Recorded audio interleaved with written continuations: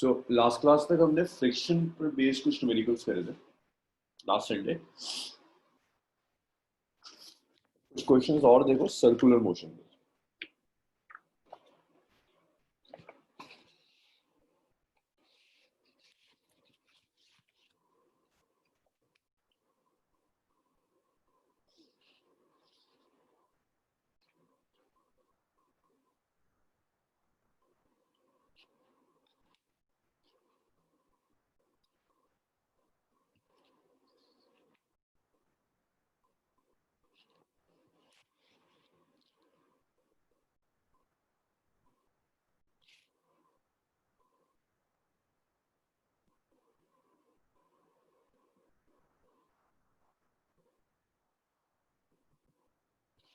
Circular motion में theory में कुछ भी नया ऐड नहीं होगा, सिर्फ कुछ नए न्यूमेरिकल्स ऐड हो जाएंगे।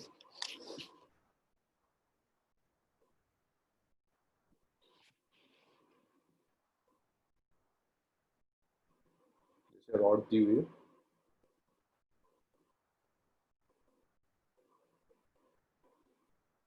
सर्कुलर लूप है रॉड के अराउंड।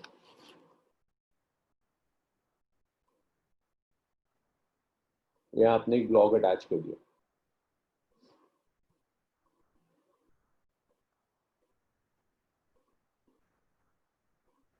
यहाँ स्ट्रिंग से कनेक्ट किया, ये से आपने स्ट्रिंग से कनेक्ट किया।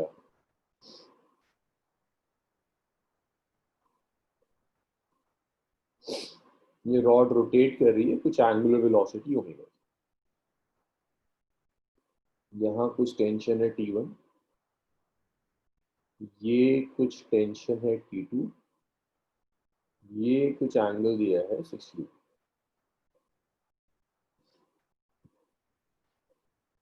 सो क्वेश्चन कहता है small block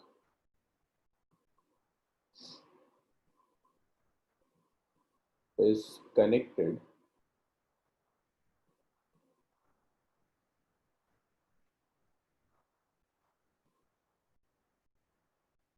to one end of two identical massless strings of length 16 2/3 centimeter,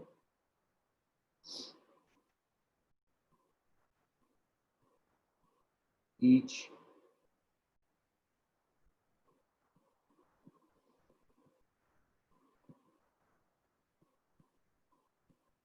with their other ends.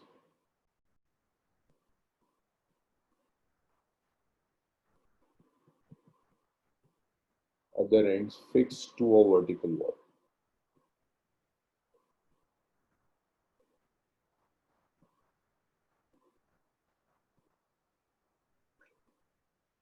Fixed to a vertical rod. If ratio of tension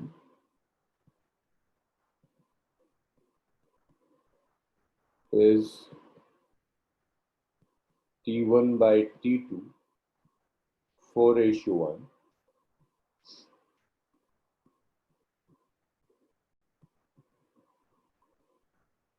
then what will be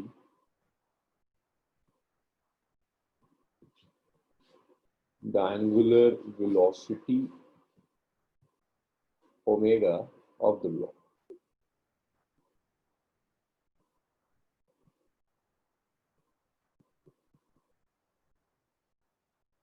बहुत simple सी calculation है। Rod rotate कर रही है, इस rod के about ये block rotate कर रहा है विद सब angular velocity omega. Rod omega angular velocity से रोटेट कर रही है, इसके अलोंग ये ब्लॉक भी रोटेट कर रहा है with the same angular velocity omega. तो आपसे ओमेगा पूछ रहा है in terms of tension and everything.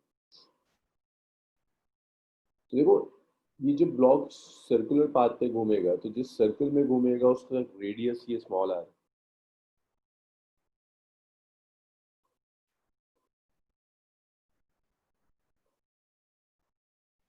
करिए जरा, सॉल्व करके दिखाइए मुझे क्या था।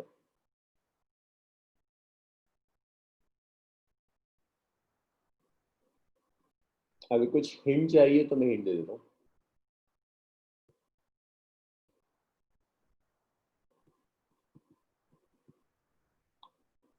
इस टेंशन को रिजॉल्व कर लो। अगर ये 60 है तो ये भी आपको 60 दिया हुआ है।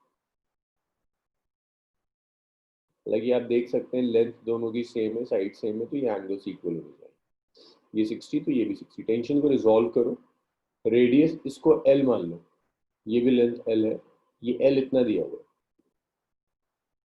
रिजॉल्व करके देखो कि सेंटर की तरफ नेट टेंशन कितनी एक्ट कर रही है।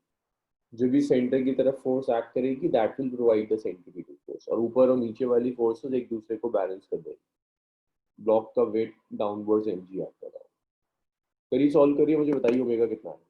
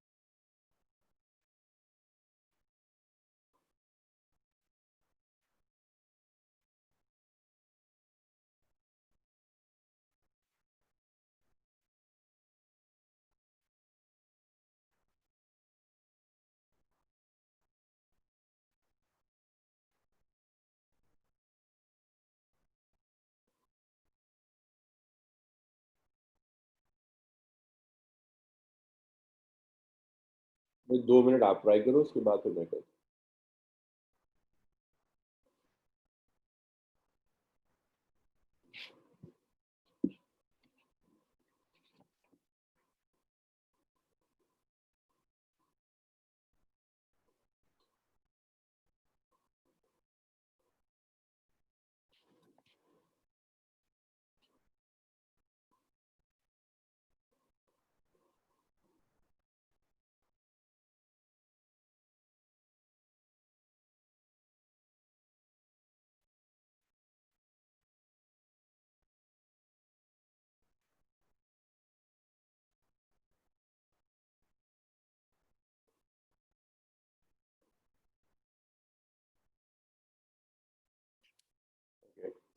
चलो साजिद का कुछ आंसर आया। हमदा, मरियम।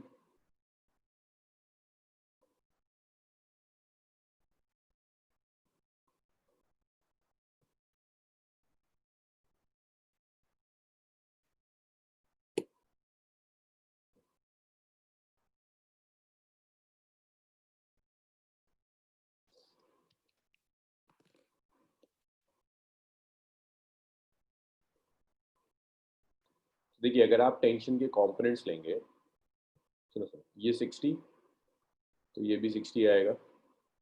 एक कंपोनेंट ऊपर जाएगा T1 cos 60, एक कंपोनेंट लेफ्ट में जाएगा T1 sin 60।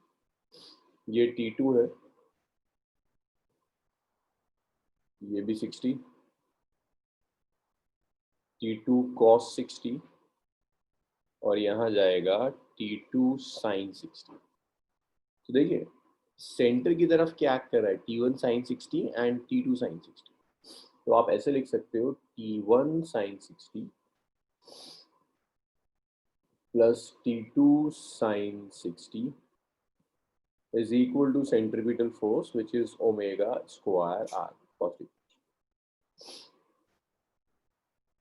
y एक्सिस के अलॉन्ग अगर आप लोगे T1 cos 60 ऊपर, T2 cos 60 और mg नीचे एक्ट कर रहा है, तो आप लिख सकते हो कि T2 cos 60 plus mg is T1 cos 60। इसे लेफ्ट में ले आइए,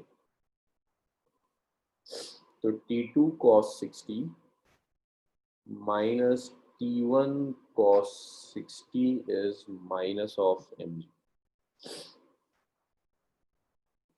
सारी वैल्यूज रख देते हैं। इसे इक्वेशन नंबर 2 कह दो।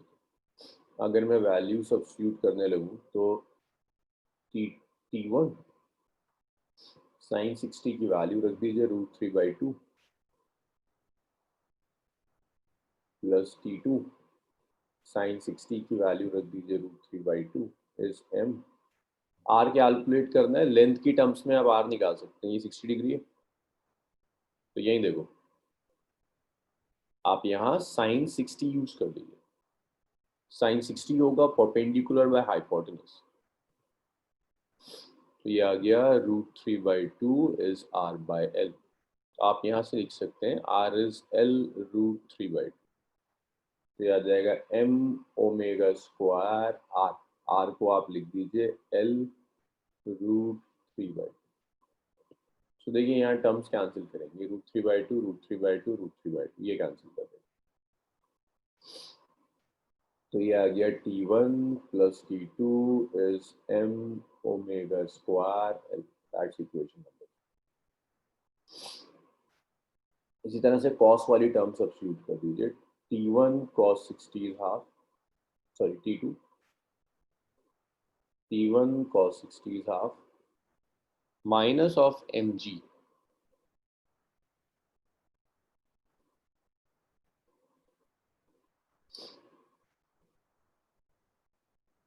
तो यहाँ से आप लिख सकते हैं T2 minus T1 is minus 2mg, और आप लिख दीजिए T1 minus T2 is 2mg। That's equation number 4। अब अगर इन दोनों को मैं डिवाइड करूँ,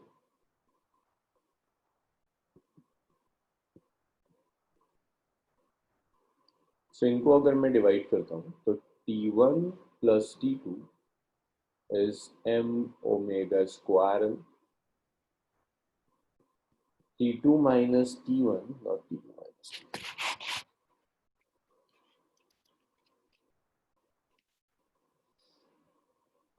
T1 minus T2 is 2m। m से m कैंसिल हो गया। अब देखो आपको T1 और T2 का रेशियो तो दिया ही हुआ है,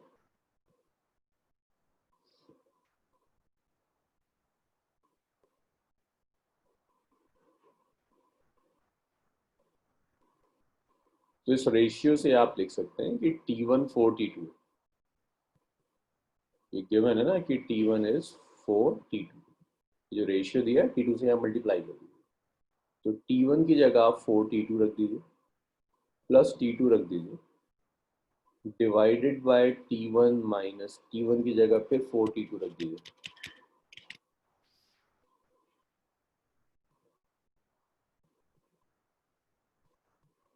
ये आ जाएगा omega square l by 2g, तो 5T2 by 3T2 is omega square l by 2g। T2 से T2 कैंसिल हो गया, सो ओमेगा स्क्वायर आ गया 5/3 into 2g divided by, so omega square आ गया 10g/3। यहाँ से आप ओमेगा निकाल सकते हैं। बताइए इसमें कोई प्रॉब्लम है मरियम, हमदा? आप लोगों को अनम्यूट कर दिया मैंने।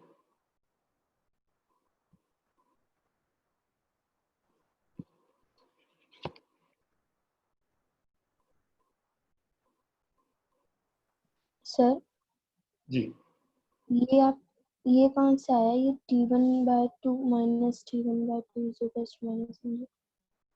ये था ना ये वाली equation, T2 cos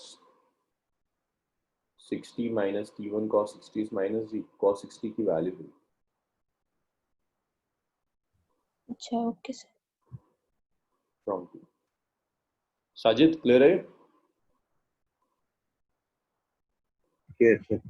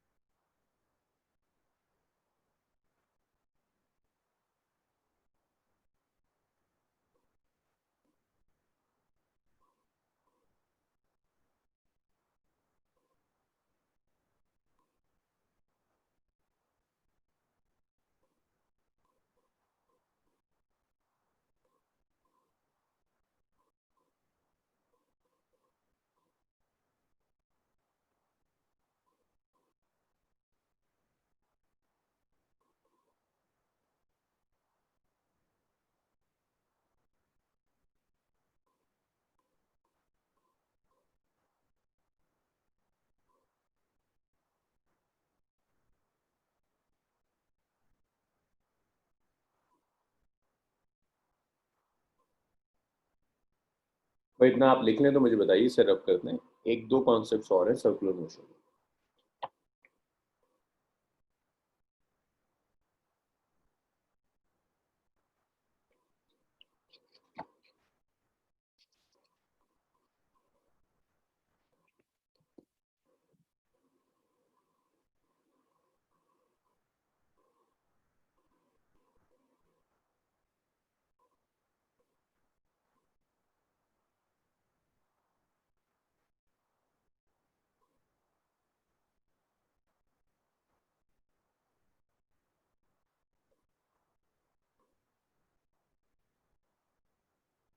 sir sir मुझे फर्स्ट इक्वेशन में थोड़ा सा कंफ्यूजन हो रहा है। फर्स्ट में देखिए, यस सर। जब ये घूमेगा, ब्लॉक जब घूमेगा तो इसी सेंटर के अबाउट घूमेगा, तो जो यस सर। सेंटर की तरफ एक्ट कर रही है वो सब सेंट्रीपिटल फोर्स नहीं। Yes sir. T1 sine 60 center की तरफ एक्ट कर रहा है, और ये T2 का जो कंपोनेंट है T2 साइन 60, ये सेंटर यस की। Sir. T1 sine 60 plus T2 sine 60 centripetal force देगा। सेंट्रीपिटल फोर्स को आप mv स्क्वायर बाय r भी लिख सकती हैं और m omega square by r भी लिख सकती हैं। ओमेगा चाहिए इसलिए मैंने ओमेगा की टर्म्स में यूज कर लिया। यस सर, आगे समझ में।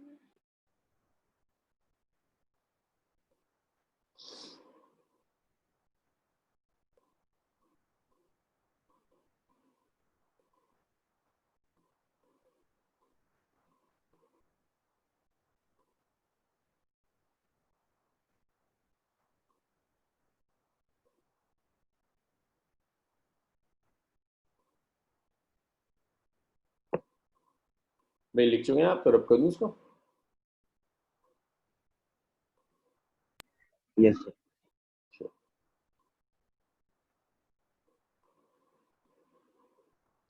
इसके बाद हमने बैंकिंग ऑफ रोड किया था last week. Banking off road में कुछ केसेस हैं जो एनसीईआरटी में गिवन नहीं, वो देखिए।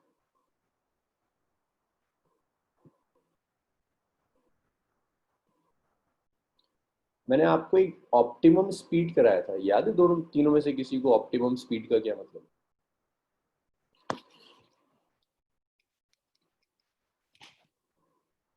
किसी को याद नहीं? Yes sir. क्या होता है अंदर?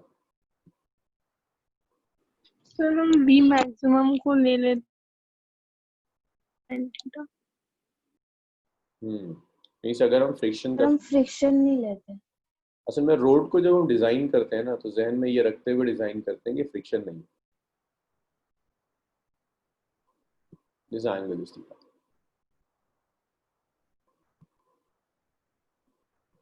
बॉडी ऐसे सर्कुलर टर्न पर जा रही है, radius of the track is.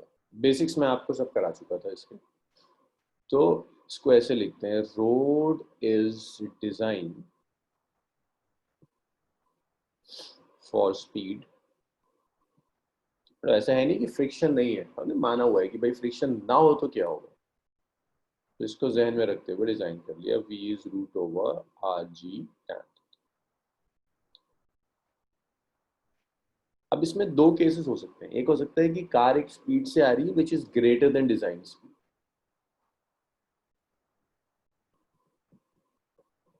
For speed greater than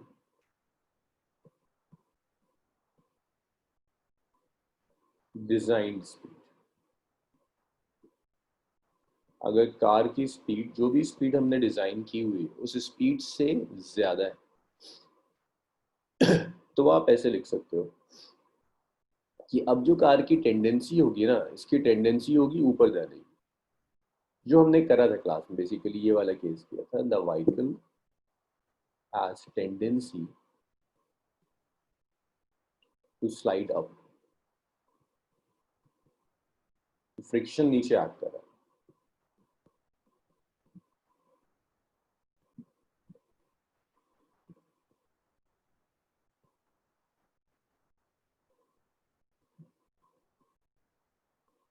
दूसरा था, अगर स्पीड इस डिजाइन स्पीड से कम हो जाए,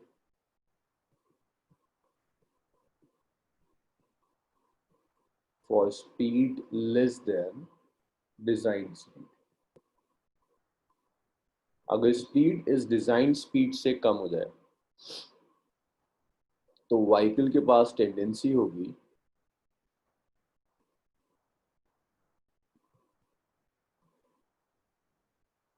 टू स्लाइड डाउन। अच्छा, अब एक चीज और, यहाँ पर जो हमने मैक्सिमम वेलोसिटी कैलकुलेट करी थी, इसका एक्सप्रेशन आया था, it's R G tan theta plus mu divided by 1 minus mu tan,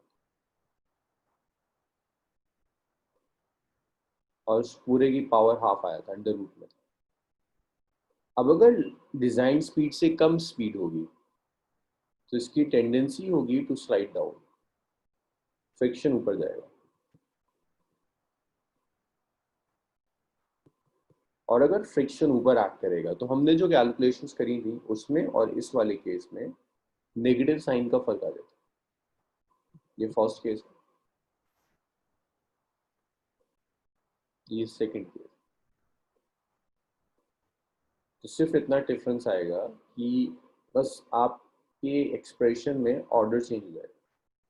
this will be tan theta minus, means plus की जगह एक माइनस साइन लगा दीजिए,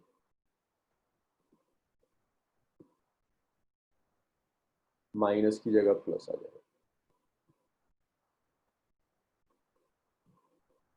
पूरी पावर। इसे लिख लीजिए।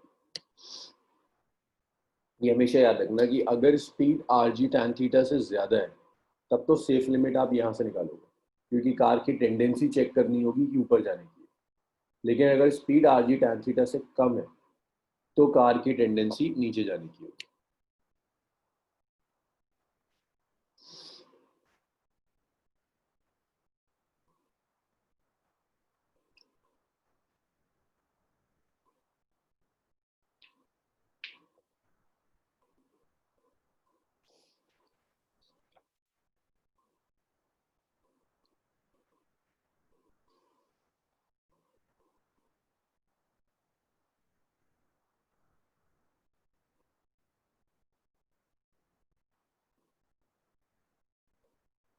इतना हो जाए मुझे बताइएगा, इसको रब करते और आगे बढ़ते।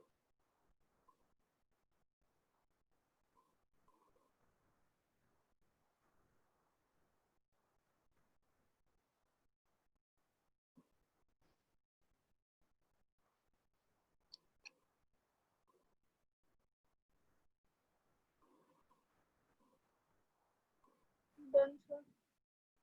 हो गया।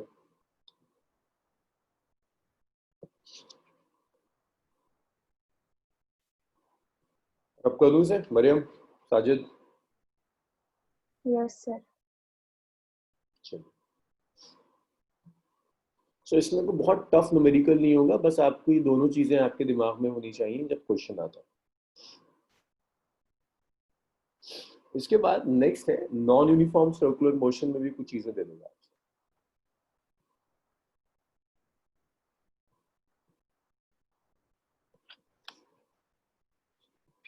Dynamics of non uniform circular motion.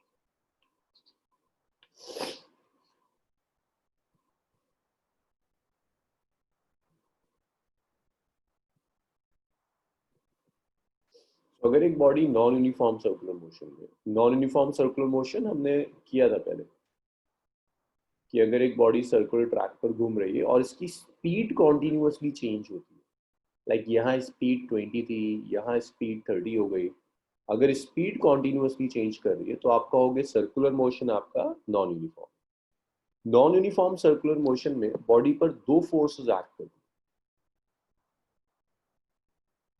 एक सेंट्रीपिटल फोर्स एक्ट करती है, एक टेंजेंशियल। टेंजेंशियल। जो नेट फोर्स होगी वो इन दोनों का सम होगा।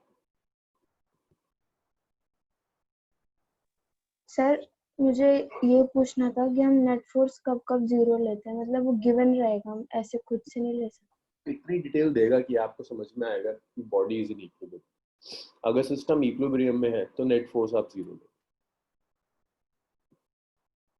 Two forces acts on body,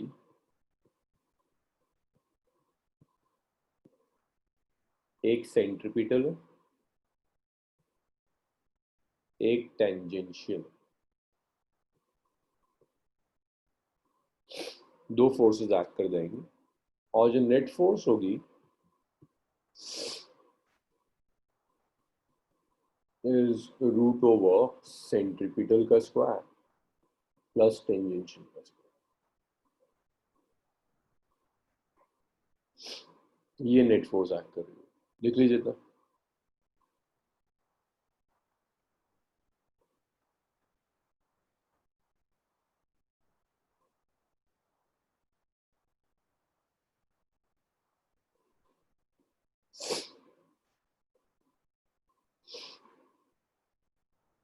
इसे लिखिए, फिर इस पर एक न्यूमेरिकल देखते हैं इस कॉन्सेप्ट को यूज कैसे करते हैं।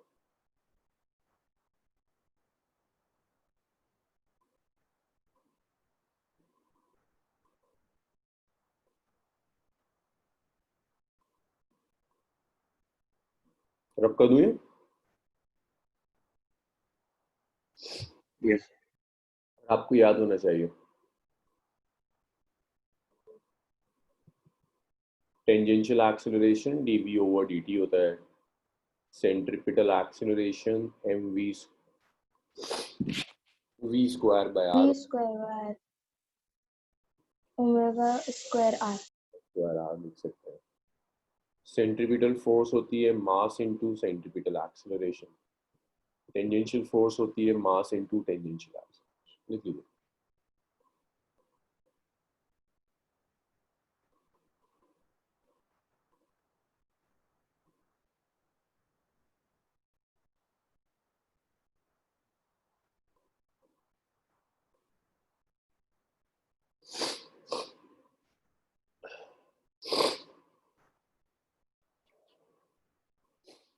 लिख दूं इसको, रब कर दूं इसे?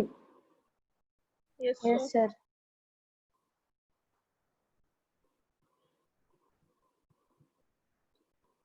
क्वेश्चन देखिए, kinetic energy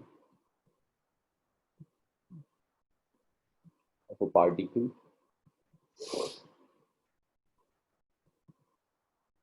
of mass m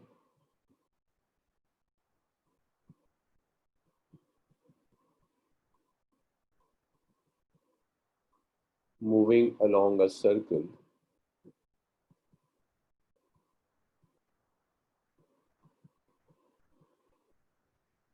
radius r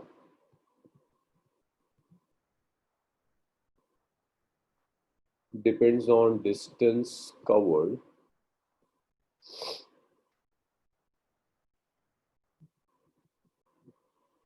as k is equal to as square।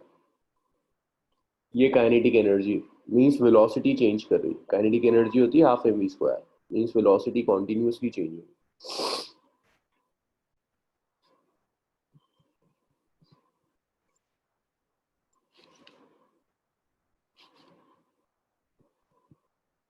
where a is constant।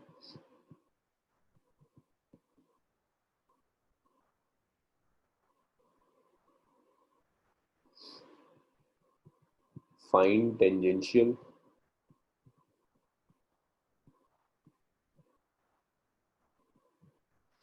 and centripetal forces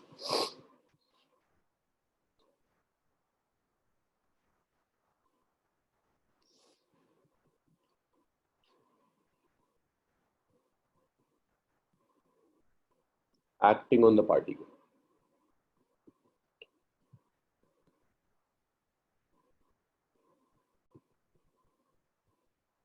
as function of distance।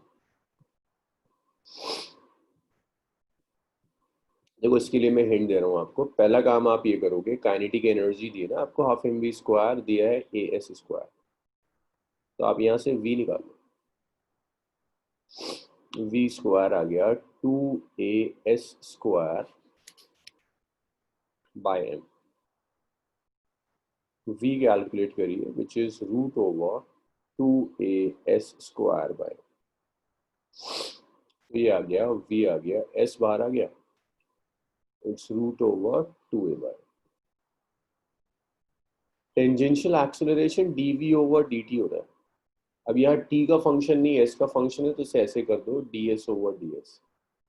तो ये जो ds ओवर dt है इसे तुम v लिख सकते हो, ये ट्रिक हमने पहले भी काफी यूज करी है। तो ये आ जाएगा v dv ओवर ds। तो देखो v ये दिया है, जरा इसको यूज करके निकालो टेंजेंशियल, फिर सेंट्रीपिटल निकालो, फिर टोटल निकालो। तो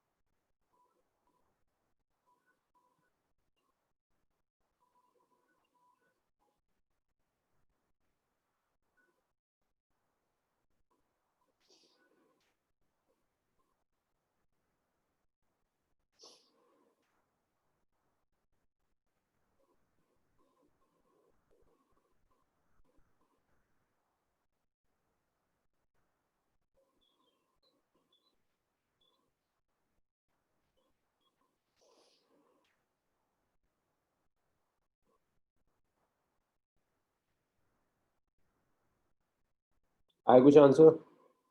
भाई ना होना तो टाइम वेस्ट मत करना, फिर मैं सॉल्व कर दूंगा। सर रुक जाइए थोड़ा।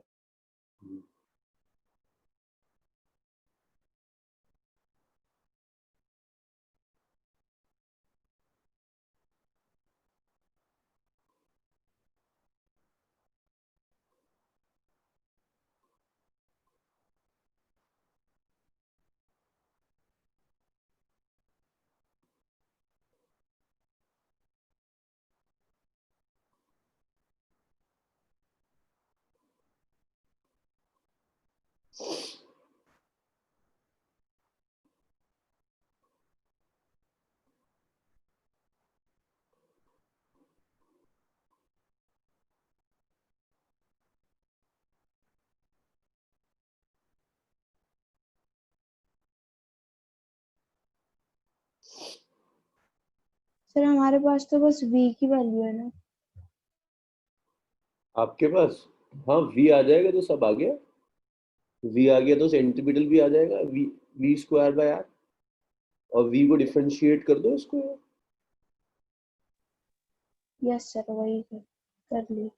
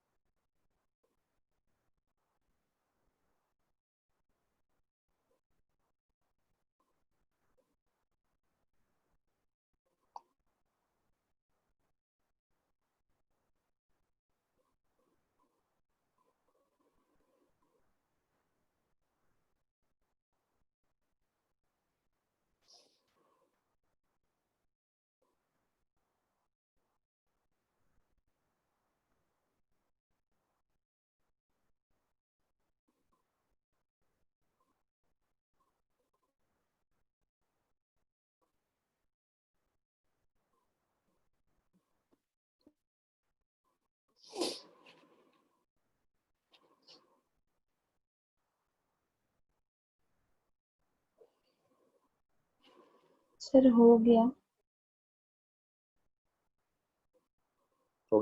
चलो आंसर लेता हूँ।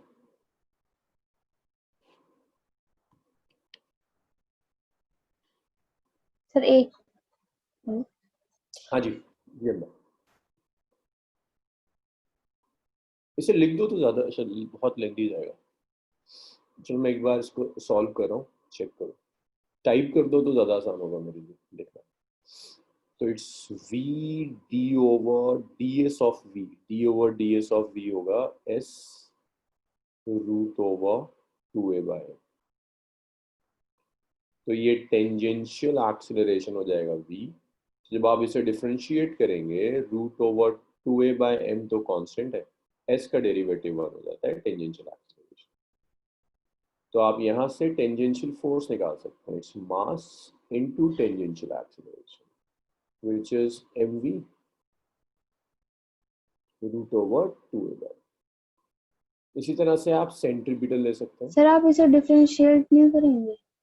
करा ना इसको डिफरेंशिएट, देखो 2a बाय m तो कांस्टेंट अलग कर दिया, s का डेरिवेटिव तो 1 ही हो, डेरिवेटिव और हाँ और v की वैल्यू नहीं रखी आपने? v की वैल्यू में रख रहा हूँ, v की वैल्यू में लास्ट में रखूंगा। चलो ये रख देते हैं, this is s into 2a by m, it's root over 2a by m, so this is 2as by m. This is the tangential acceleration. This is the tangential acceleration. Centripetal अगर हम लेंगे, सेंट्रीपिटल क्या होता है M V square by R. तो centripetal आ जाएगा, देखो वी स्क्वायर कितना था 2as स्क्वायर बाय, तो ये आ गया m बाय आर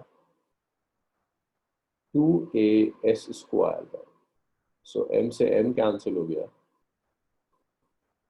तो centripetal acceleration is 2as square divided bye.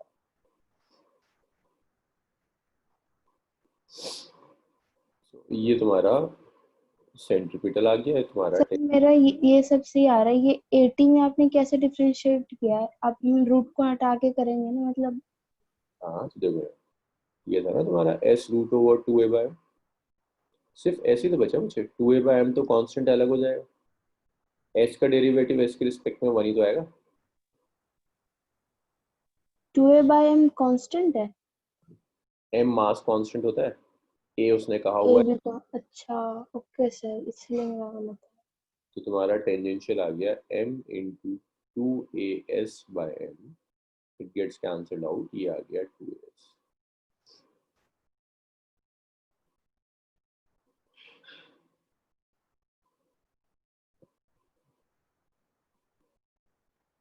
तो जो नेट फोर्स होगी that's net force F is it's Ft plus Fc।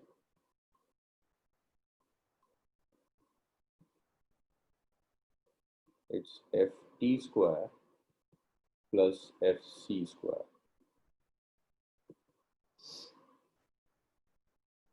So it's 2as square plus 2as square by r whole square। ये net force हो जाएगी। भाई बताओ clear है ये? Yes sir.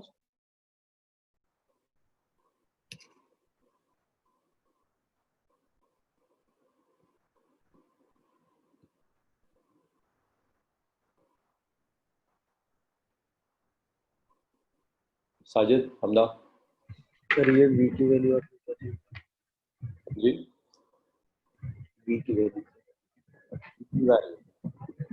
देखो v तो ये ना आपको उसने कहा है काइनेटिक एनर्जी है as स्क्वायर, काइनेटिक एनर्जी होती है half mv square is a square. तो v स्क्वायर आ गया इट्स 2as स्क्वायर बाय, तो v अंडर रूट आ गया, s बाहर स्क्वायर तो सिर्फ s बचेगा,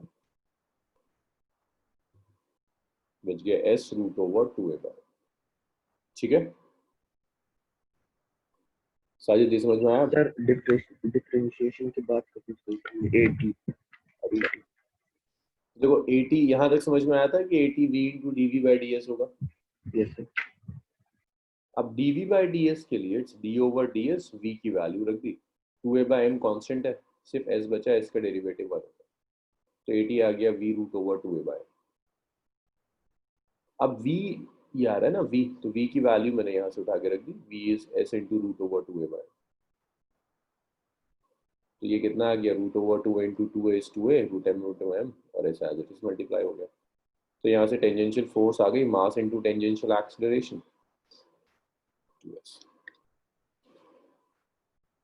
क्लियर है? Yes, sir.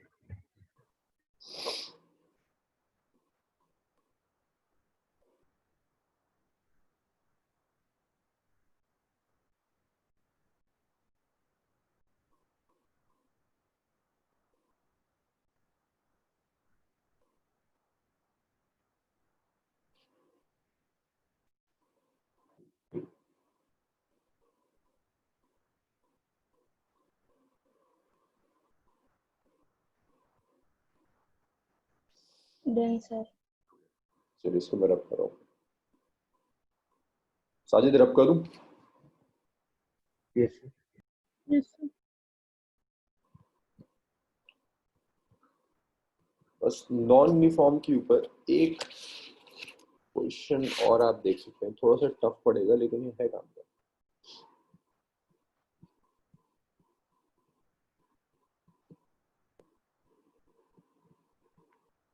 Block of mass m is kept on horizontal turntable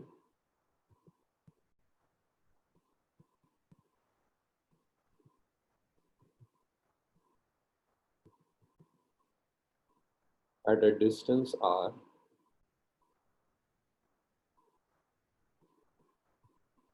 from center of table.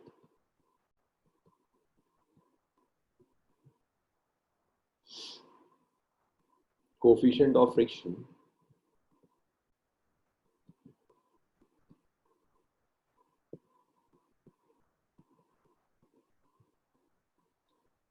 between turntable and block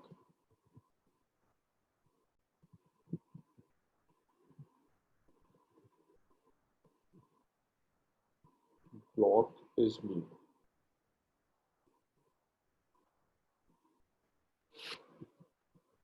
Turntable starts rotating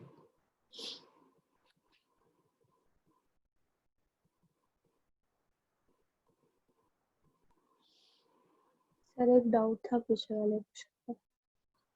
make by with uniform angular acceleration alpha. Find the time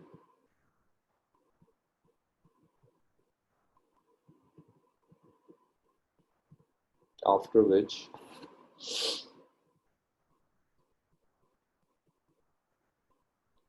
slipping occurs between block and turntable.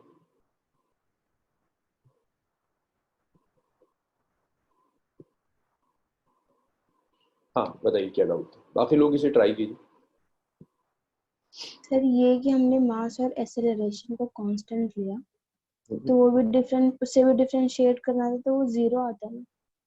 नहीं नहीं देखो, ए acceleration नहीं था पहली चीज, कोई भी general constant था, तो ये बचा था v जो आपका आया था ना, v आया था s into 2a bye.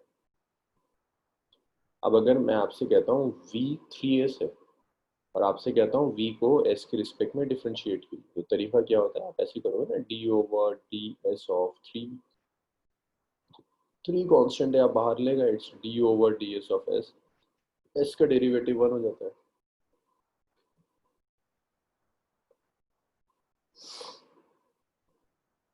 Yes sir. मैं तो वही काम मैंने यहाँ किया, ये तो कांस्टेंट है, इसको मैं अलग ले गया, सिर्फ s बचा। वो आपने एस को किया और फिर वो बना गया, जी ये कह रहे हैं ना।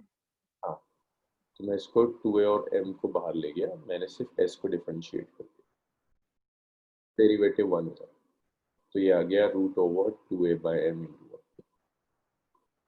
ठीक, यस सर। चलिए सर हाँ मैम सर इस क्वेश्चन में हम आर रेडियस लेंगे। जी, तो इसमें कुछ हिंट देकर मैं छोड़ूंगा। बस सर्कुलर मोशन में इसके अलावा ऐसा कुछ नहीं है जो आता हो और मैंने आपको ना कराया। मोशन इन वर्टिकल सर्कल वो हम वर्क एनर्जी के साथ ही करेंगे। तो इसमें हिंट सिर्फ ये है कि आपको एंगुलर एक्सेलरेशन दिया है वहां से आप टेंजेंशियल एक्सेलरेशन कैलकुलेट कर सकते हैं।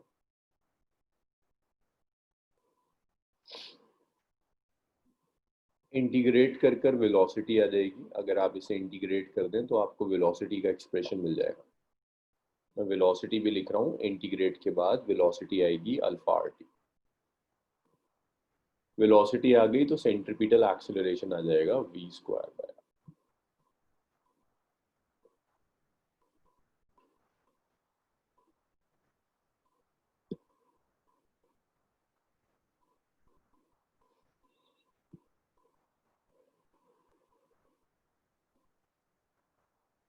नेट एक्सेलरेशन निकाल सकते हैं आप।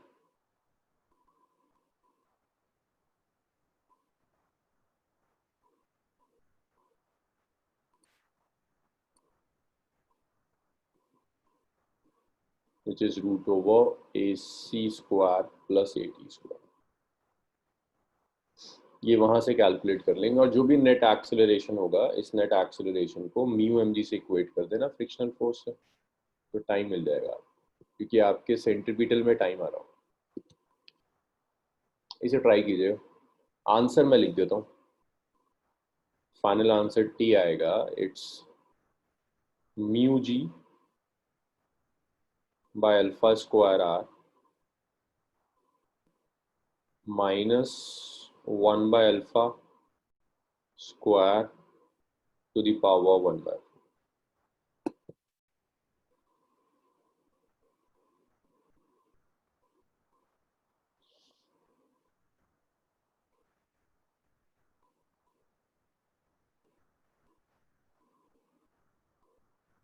सर मुझे समझ नहीं आता कहाँ पे डिफरेंशिएट करना है, कहाँ इंटीग्रेट।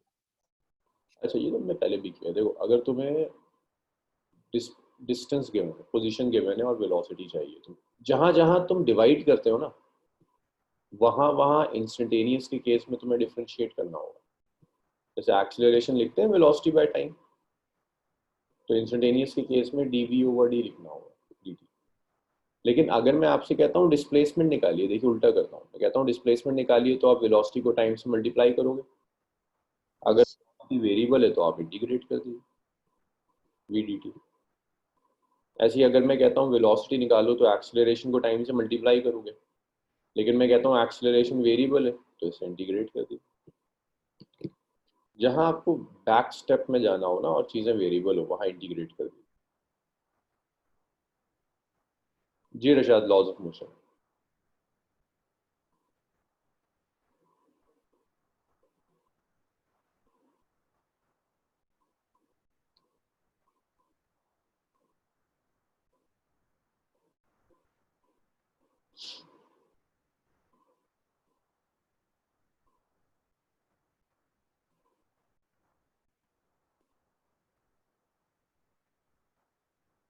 इसे रब कर दूं मैं?